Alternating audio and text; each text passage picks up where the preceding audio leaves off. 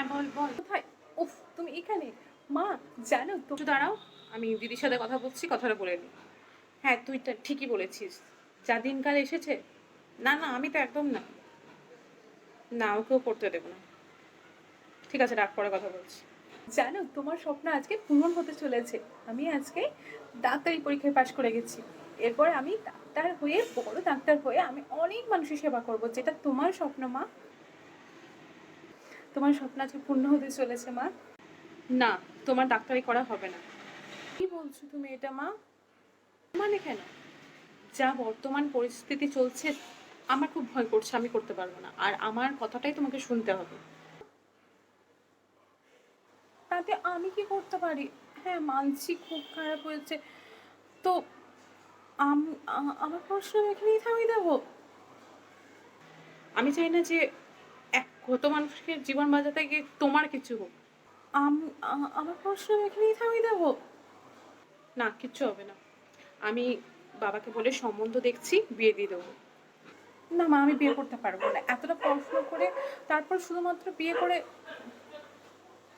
বিয়ের পরও তো তারা কিছু করতে পারে। এরকম ভাবে চললে তো কিছুই হবে না। বিয়ের পর, হ্যাঁ, দেখে শুনে ভালো করেই দেবো বিয়ে। বলছিল যে চেনাচনা আছে, তোর বন্ধুটারও ওখানে বিয়ে হয়েছে, ওই নিতাইয়ের ছেলেকে সাথেই তোর বিয়ে দিয়ে দেবো।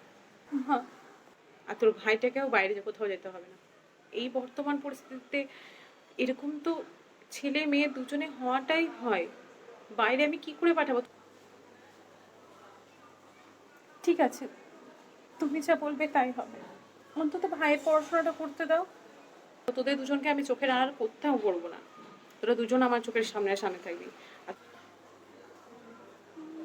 আর তোর বাবার যে মুদির দোকানটা আছে সেটাতেই তোর ভাই করবে। মানছি তোরা পড়াশোনায় ভালো, কিন্তু তা বলে পড়াশোনা করাতে গিয়ে, বড় মানুষ করাতে গিয়ে তোদেরকে আমরা হারাতে পারবো না। গরিব অবস্থায় কষ্ট করে পড়িয়েছি, সেখানে কষ্টভাবে মানুষ হয়ে বেঁচে থাক। মানুষকে বাঁচাতে গিয়ে, বড় মানুষ হতে গিয়ে তোদেরকে হারাতে পারবো না আমি। যেটা বলবো সেটাই হবে। আর বাবাকে কিচ্ছু বলতে যাবি না, আমি যেটা বলবো সেটাই।